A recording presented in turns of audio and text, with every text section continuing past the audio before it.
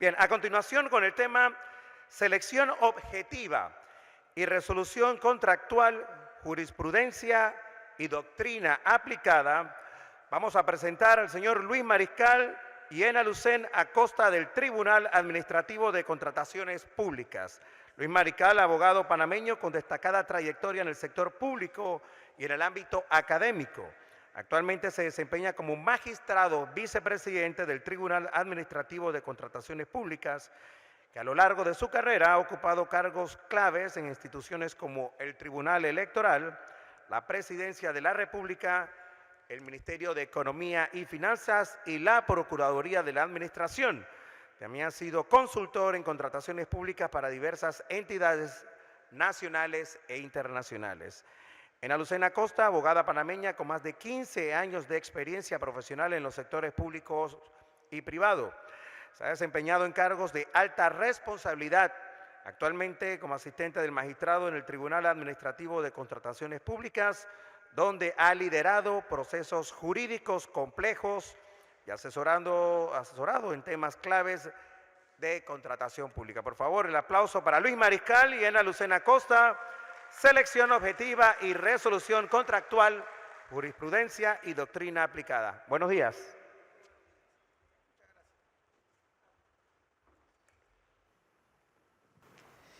Muy buenos días, espero que todos estén bien.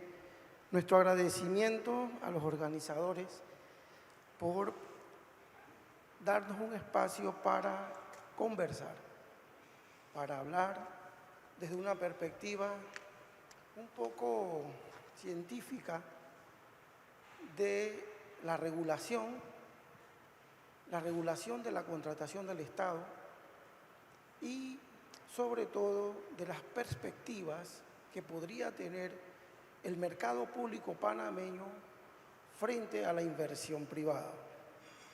Así entonces, la postura inicial es empezar con una premisa. La premisa, no sé si conocen el término, pero a mí me encanta, falsacionista o la falsación. ¿Qué significa falsacionista o falsación? Es una herramienta de pensamiento que pone en duda, en cuestionamiento, el hecho o la hipótesis científica.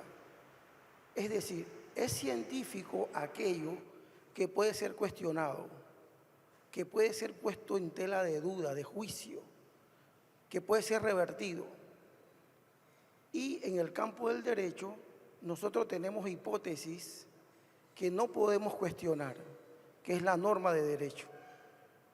Es decir, en nuestro medio, el medio jurídico, el falsacionismo plantea que deberíamos, los que estamos abocados a la investigación jurídica, de ver la norma siempre desde la perspectiva de la posibilidad de mejora, del cambio. ¿Por qué? Porque la norma con el tiempo se petrifica, se cristaliza, la sociedad no la entiende o los intérpretes de ella, de la norma, al cristalizarla, la hacen injusta. Por eso es que la norma de derecho constantemente debe ser cambiada, modificada, actualizada. De hecho, en la contratación del Estado panameño, nuestras normas de contratación han sido modificadas más de 16 veces. Más cambio ha tenido la legislación de contratos del Estado que las normas tributarias, por ejemplo. Pues bien, por lo del tiempo, porque empezamos a hablar y se nos va el tiempo. Para concretar, vamos a estar, Ena Lucén y yo, hablándoles sobre dos bloques de la generalidad del contrato. La primera es la selección objetiva. Cómo el Tribunal de Contrataciones Públicas ha visto la regulación de la selección objetiva, qué podría cambiar y luego veremos, si da tiempo, la ejecución del contrato. Como estamos hablando desde una perspectiva jurídico-científica, las premisas son las normas. Entonces veamos la primera premisa jurídica o la primera norma de derecho que quisiéramos pasar por el tamiz de la falsación, es decir, del enjuiciamiento crítico. Va la primera. Es el artículo 215 de la Carta Política de nuestra Constitución. Para los colombianos, en 1991 fue un gran logro tener una norma como la que nosotros tenemos en el 215. Esa norma de nosotros fue incorporada a la Constitución en el 87. Esa norma establece, es decir, esta es la premisa, la hipótesis.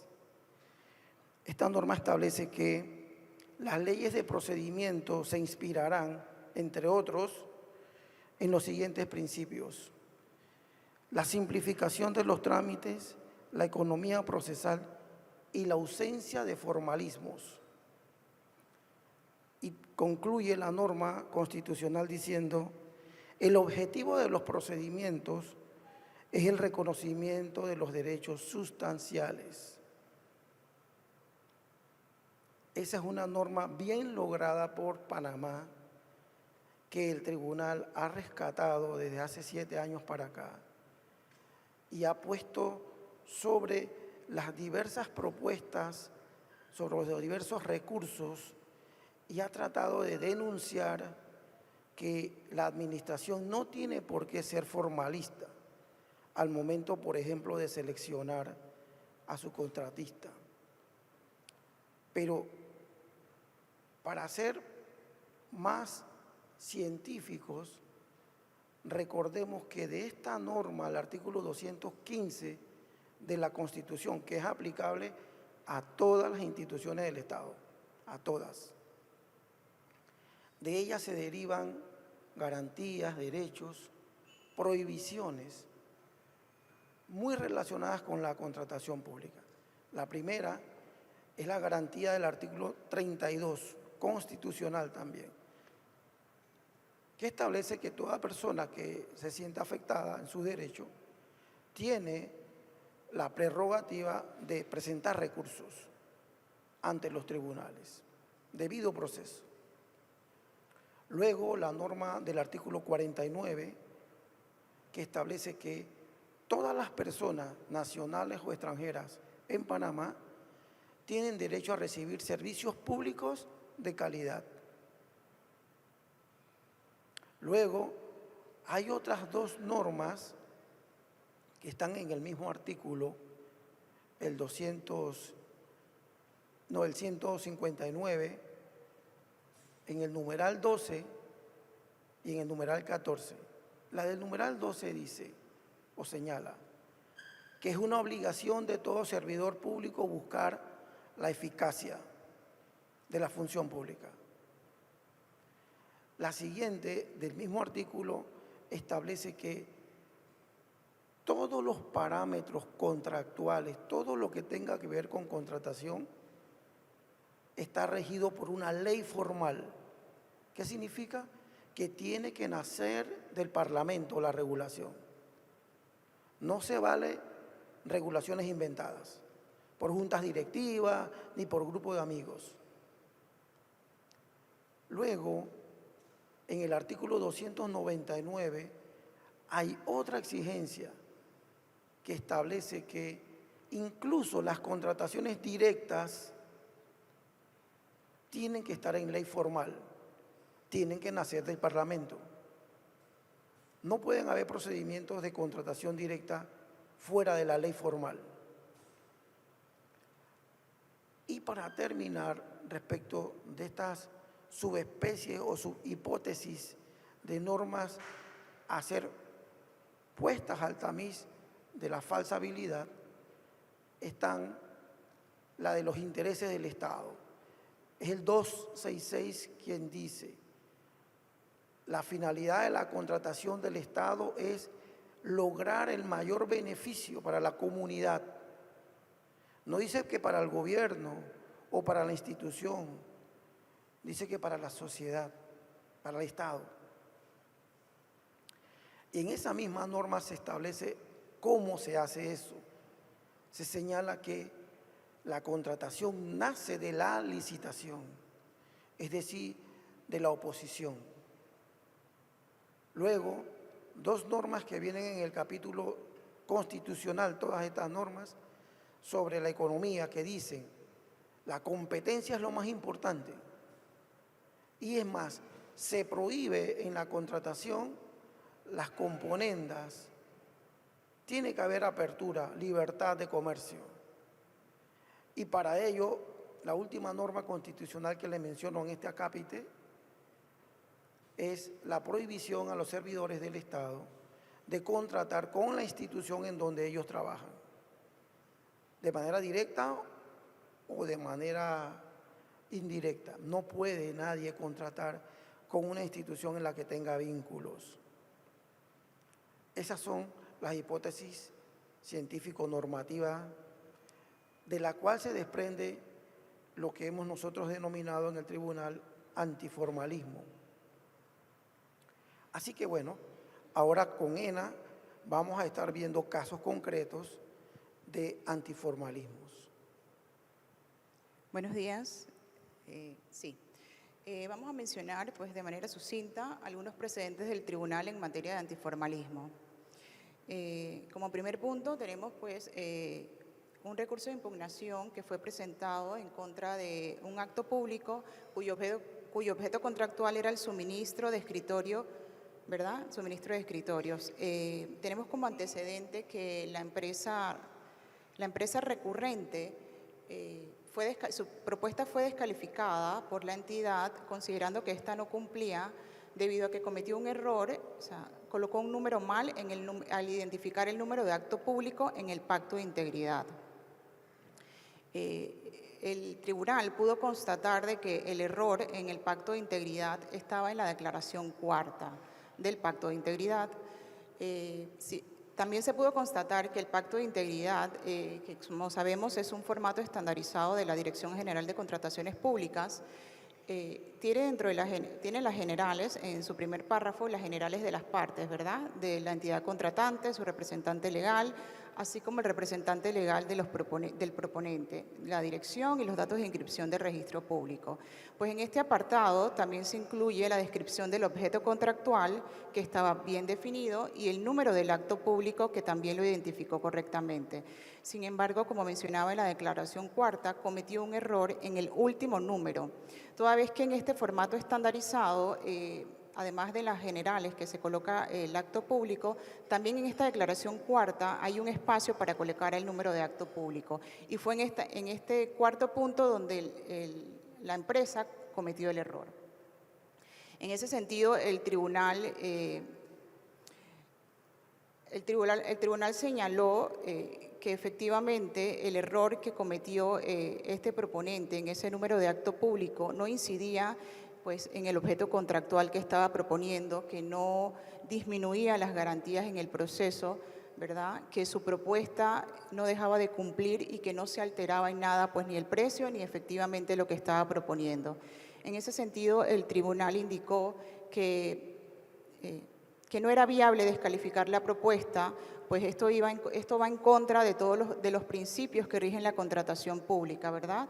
Que es la simplificación de los trámites, el antiformalismo y, por supuesto, pues, el principio de eficacia y de economía.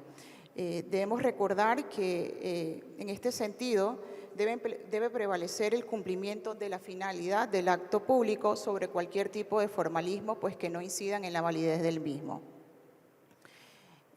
Sí. En este precedente, el tribunal reitera que es cierto que hay que identificar el acto público. Todo acto público tiene un número y es como su cédula de identidad. Pero que usted se equivoque por un número no significa que usted está presentando propuestas para otro tipo de objeto contractual. Usted llegó a presentar propuestas, hizo el esfuerzo de hacer sus estudios de mercado y se equivoca en un número, un tema tonto, decía el tribunal. Por tanto, es que la función pública no está para estar identificando solamente el mínimo error ortográfico, gramatical, para poder identificar si la propuesta cumple o no cumple. El contexto es lo que importa. Hay otro precedente que tiene que ver con la traducción de documentos venidos del extranjero. Sí. Ok. Otro precedente sobre la materia de antiformalismo lo tenemos en un acto público, ¿verdad?, en el que, para el suministro de instalación de mobiliario. En este acto público, el recurrente, pues, trajo al tribunal, pues, él indicaba que la propuesta adjudicataria no cumplía el pliego de cargos, puesto que a su juicio, el certificado de calidad, que era uno de los requisitos que había solicitado la entidad, no había sido debidamente traducido por traductor público autorizado en la República de Panamá. En ese sentido, el tribunal pudo corroborar que el documento que había aportado la empresa adjudicataria, el certificado de calidad, había sido emitido, ¿verdad?, fue expedido por el certificador en ambos idiomas. Había sido expedido en mandarín y en español. En ese sentido, pues sin duda alguna, para el tribunal, haciendo eco de este principio de antiformalismo, nos preguntamos, ¿realmente es válido, es viable pretender traducir un documento que fue emitido por el propio certificador en idioma español? Pues sin duda el tribunal en ese sentido señaló que si bien es cierto el requisito del pliego del cargo e incluso la norma solicita que los documentos deben venir en idioma en español, en este caso particular el documento estaba en idioma español y pues sin duda no debemos traducir un documento que ya fue expedido en español. Y en ese sentido el tribunal confirmó la adjudicación del acto público a esa empresa, indicando pues que no prestaba mérito traducir el documento. Exactamente. Hace poco, hace cosa de 3 semanas, otra institución argumentó exactamente lo mismo. Esta vez fue el órgano judicial quien argumentó que la certificación ISO proveniente de Colombia no estuvo debidamente traducida por un traductor oficial y además que en todo caso, a pesar de que venía de Colombia, por tanto venía en español, el cintillo final de la certificación ISO hacía ver que el fabricante era de la República Checa y que por tanto ese cintillo en donde decía algo sobre la República Checa debió haber sido traducido. Y el tribunal dice, pero espere, aguante.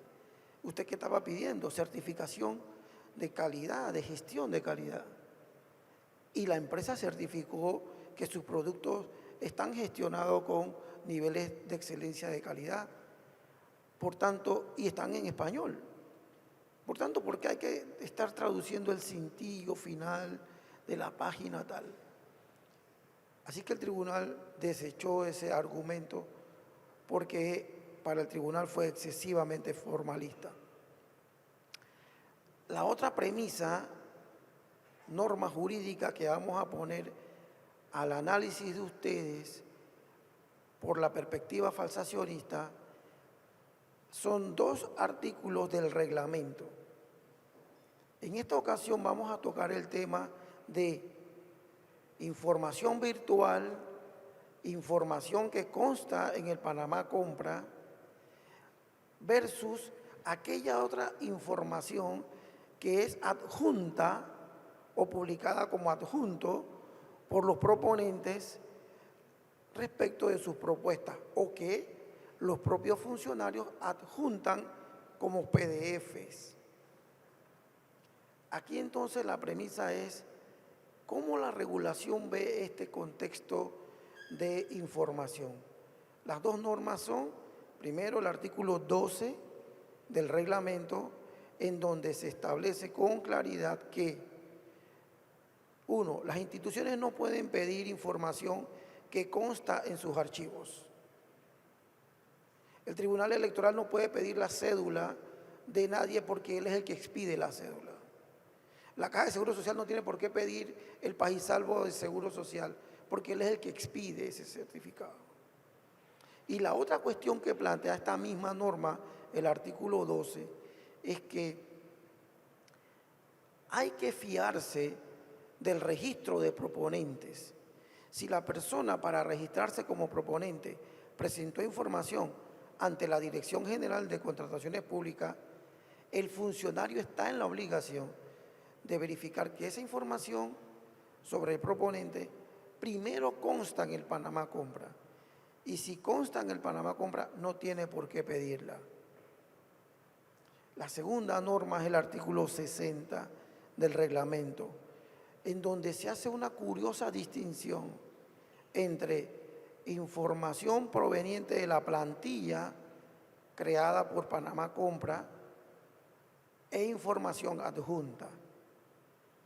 En esta norma se establece que si el Panamá Compra le da a los operarios, a los funcionarios o a los proponentes la carga, la obligación de llenar el formulario, por ejemplo, de propuesta, y ese proponente que llenó el formulario, la plantilla, se equivoca luego adjuntando, por ejemplo, un documento que contradice su oferta, la que está en la plantilla, establece la norma que priva la información de la plantilla. No importa si usted se equivocó en el adjuntando un documento y que la información es distinta, por ejemplo, cuando usted hace el desglose de precios, que adjunta el documento. Pero si su plantilla dice cuánto es lo que usted espera por la obra, por el servicio que pretende darle al Estado, y está clara la cifra, el artículo 60 dice, se presume que es válido lo que se publicó en la plantilla. ¿Vale? Informática, información virtual versus información humana incorporada por medio de PDF. Así que allí vamos a ver algunos precedentes.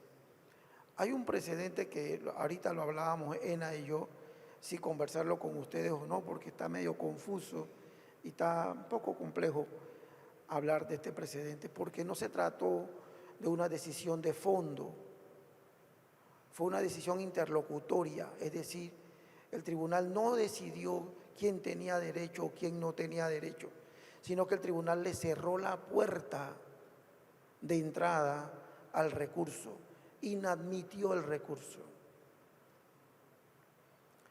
El caso es el siguiente: una institución publica el día 1 un documento en donde adjudica a una empresa. Luego los que se sintieron afectados fueron ante la Dirección General con acciones de reclamo e impugnaron una adjudicación. La acción de reclamo provocó una decisión de la dirección.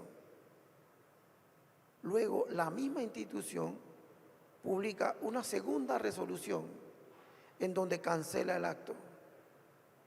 Nuevamente los interesados presentan una acción de reclamo y la dirección resuelve por medio de acción de reclamo una cancelación del acto. Luego que se canceló el acto, pasó el tiempo para que las empresas presentaran recurso. Pero no se sabe por qué la institución publicó nuevamente la misma resolución de cancelación en una fecha posterior.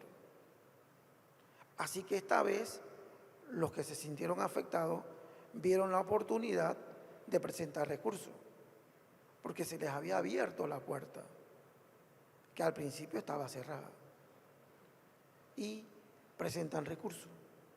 Entonces el tribunal tuvo que pensar, bueno, ¿qué hacemos? Es el mismo acto que se publicó en aquella ocasión, el que se publica hoy. y la persona, si vemos la fecha actual del recurso, está en tiempo. Pero es el mismo acto, es la misma cancelación. Fue un copy-paste, exactamente lo mismo. De hecho, fue el mismo PDF. Así que el tribunal decidió que había que tomar como fecha para la interposición del recurso la primera fecha, aquella fecha anterior. Yo tuve que salvar el voto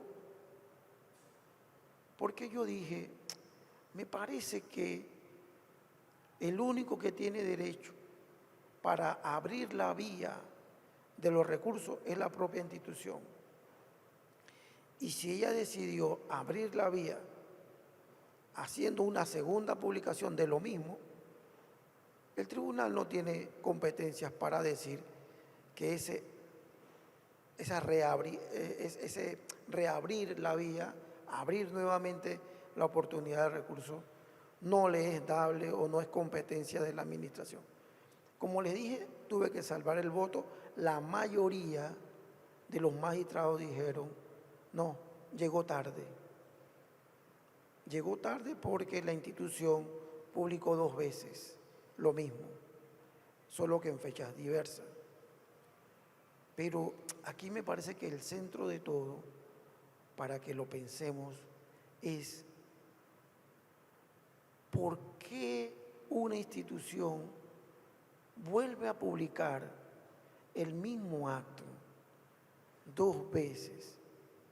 ¿Cuál es la razón de ratificar la decisión ya tomada? En el derecho administrativo eso es anómalo, porque el artículo 46 de la Ley 38 indica que lo que decide la administración tiene presunción de legalidad, o sea, no tiene que ratificarlo. Pero no hay una norma en el derecho de contratos del país que aborde el tema. Así que queda como para que lo pensemos bien. En este contexto de la informática, también hubo un caso interesante sobre la utilización de los códigos QR. Gena, ¿lo viste? Sí, en este recurso de impugnación, las empresas habían planteado en su recurso que las certificaciones electrónicas, las certificaciones que ellos habían presentado, si bien no estaban apostilladas, contaban con un código QR, ¿verdad? Ellos indicaban que la entidad, que la entidad que había emitido el certificado para el tema de la validez bastaba con la verificación a través del código QR. En este caso, pues el tribunal emitió pruebas de informe solicitando pues al Ministerio de Comercio e Industria y a la Autoridad de Innovación Gubernamental que nos instruyeran y apoyaran al tribunal pues en la decisión, en la toma de decisión, ¿verdad? En ese caso pudimos ver que el código de barra bidimensional, el QR, es una extensión, nos dijeron en las pruebas de informe, es una extensión de la información plasmada en un determinado documento. Estoy citando pues los informes. En él se constata la información del documento ofrecido, su calidad y otros aspectos técnicos. Sin embargo, esto no quiere decir que este método por sí solo sea una herramienta de validación o autenticación respecto del autor de una certificación. Esto dijeron pues los técnicos en esta materia. En ese sentido, también se mencionó la Ley 51 del 2008, que sobre documentos almacenados de forma electrónica sobre el comercio electrónico, indicando que son los prestadores de servicios extranjeros los que deben cotejar los originales de sus certificaciones en el lugar donde fueron expedidos y también certificarlos pues, con la firma, el cotejo del cónsul. En ese sentido, el tribunal de hecho no pudo corroborar que la utilización del código QR en las certificaciones que habían aportado estos proponentes fueran un método confiable para legitimar quién había expedido las certificaciones.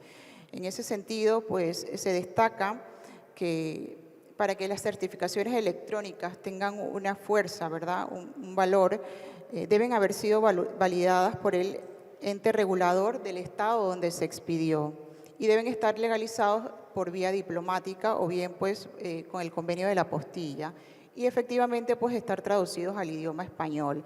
Estas características, pues esto no se pudo corroborar por el tribunal en las certificaciones que habían aportado los proponentes. En ese sentido, pues el tribunal decidió confirmar la decisión de la entidad que había sido de declarar desierto el acto público, precisamente por el incumplimiento de las propuestas con la certificación de calidad y la falta de la apostilla. Sí, esta misma decisión del tribunal la expusimos hace un tiempo a unos jóvenes informáticos en una charla un poco privada, y los informáticos todos decían, pero ¿cómo es posible que el tribunal diga que el código QR no valida la información? Si eso es sencillo, una certificación ISO tiene el código, tú usas tu celular, cualquiera puede usar su celular y descodificar, y se da cuenta de que es la certificación la que usted está viendo, la que está en el cel. ¿Cómo es que el tribunal dice que esa certificación, esa información que da el código QR no es válida? Y la respuesta es, nuevamente, norma constitucional. En materia de contrataciones públicas rige la estricta legalidad. Las normas de contratación tienen que estar en la ley. Las normas de excepción, las contrataciones excepcionales, tienen que estar en la ley. Y lo que nos dijo el MISI y lo que nos dijo la AIG fue recordar nuestras leyes de procedimiento electrónico, de procedimientos gubernamentales electrónicos, no plantean la posibilidad de que el código QR identifique al autor de la certificación ISO. Lo que hace el código QR es identificar el documento, la certificación, pero lo que se espera es que se identifique a ese responsable de la certificación. ¿Quién es el emisor? Y el código QR no dice quién es el emisor, solamente habla del propio documento. Es probable que en esto nosotros los panameños vamos a tener que pensar más, porque no puede ser que la informática, los trámites electrónicos vayan por un lado y nuestra regulación más reciente, según nos citó la AIG, sea de 2015. En eso habrá que ayudar más a la gestión de la contratación pública, porque de esa manera se pueden agilizar las gestiones de compra, los procedimientos de selección. Si tenemos documentos de los cuales nos podemos fiar, porque han sido validados por sistemas informáticos en los que se invierten millones en seguridad, ¿por qué nosotros no lo podemos asumir?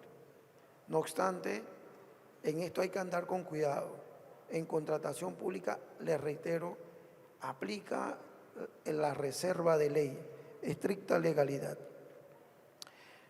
Vamos a entrar a un tema que tiene que ver con la ejecución del contrato. Ya salimos de la selección objetiva. Ahora, si da tiempo, no estoy seguro de los tiempos. Vamos bien, ¿verdad? Ya estamos por cortar. Bueno, solamente lo voy a dejar planteado. La ejecución del contrato. Tema problemático, la hipótesis.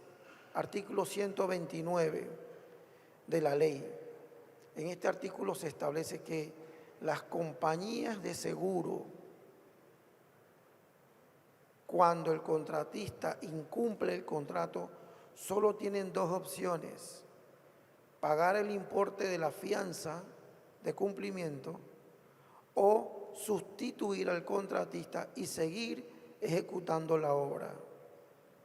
Pero el cuestionamiento, la duda, la falsa habilidad que les dejo en la mente o le dejamos ¿es justo que la compañía de seguros cumpla con el 100% de la fianza cuando la obra lleva avanzada un porcentaje bastante significativo?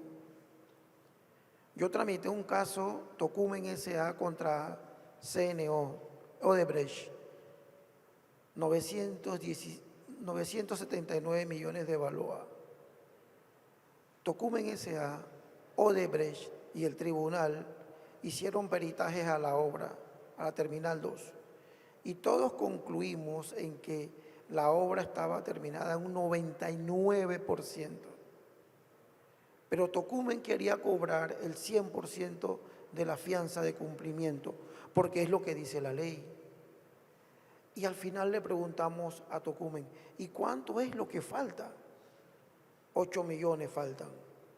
8 millones de construcción faltan. Pero ¿cómo vas a cobrar tú una fianza de cumplimiento? ¿De cuánto era? Más de 29 millones era la fianza de cumplimiento. De 29 millones contra 8 que te deben. Cuidado, cuidado, no puede ser, eso no es justo. Otro tema interesante es, con respecto a esto, es si la compañía de seguro asume seguir con la obra y no puede hacerlo, abandona,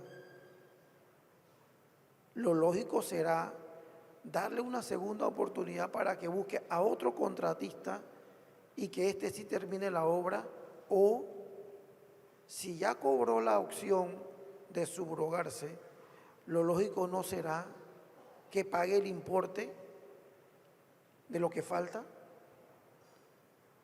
En esto tampoco la ley dice nada, y de hecho en la práctica se le ha dado a las compañías de seguro múltiples oportunidades para seguir con otros contratistas.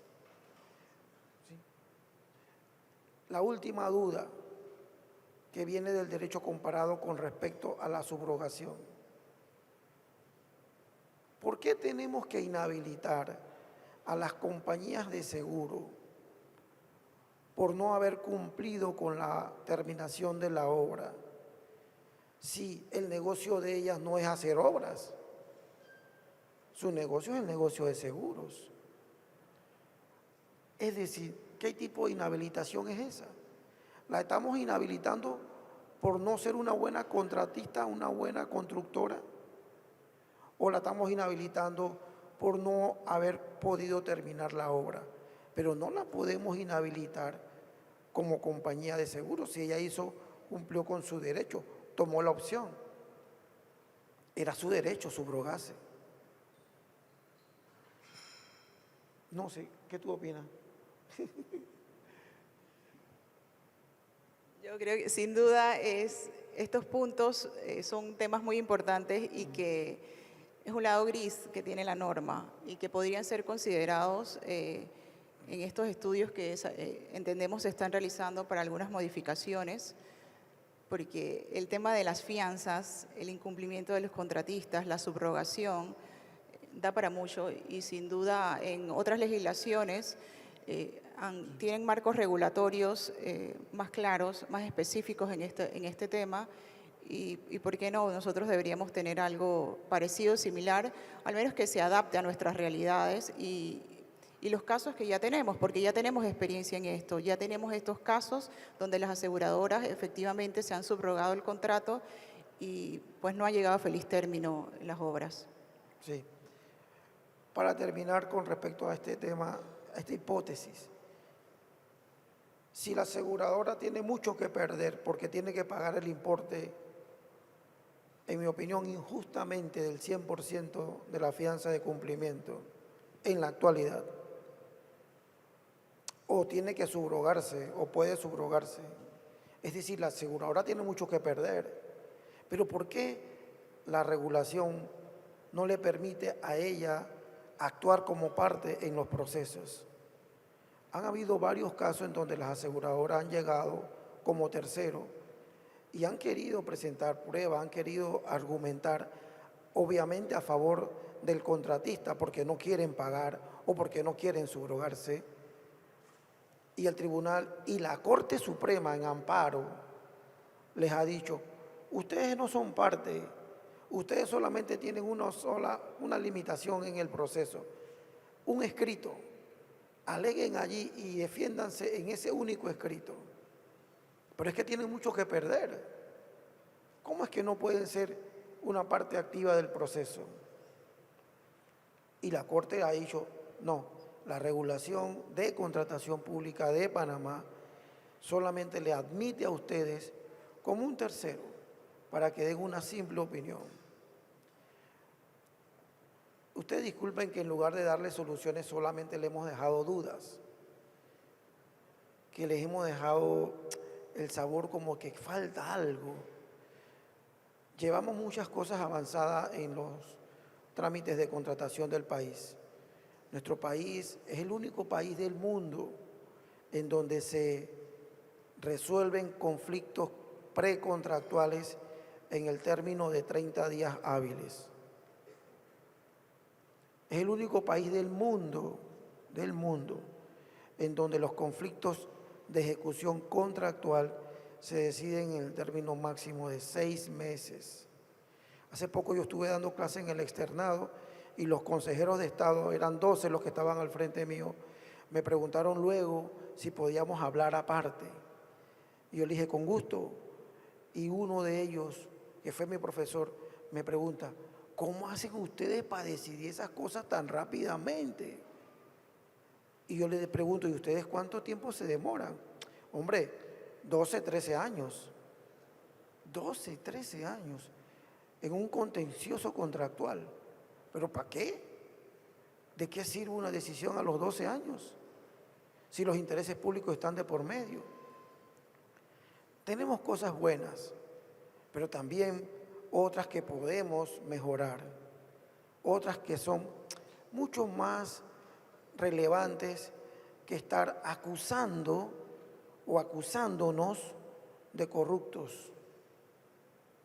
Si la corrupción en la contratación pública se suscita, hay que denunciarla, pero no le podemos echar lodo, tierra al sistema de contratación sin pruebas, genéricamente. Y además, el daño nos lo hacemos nosotros mismos, los propios panameños. Muchas gracias.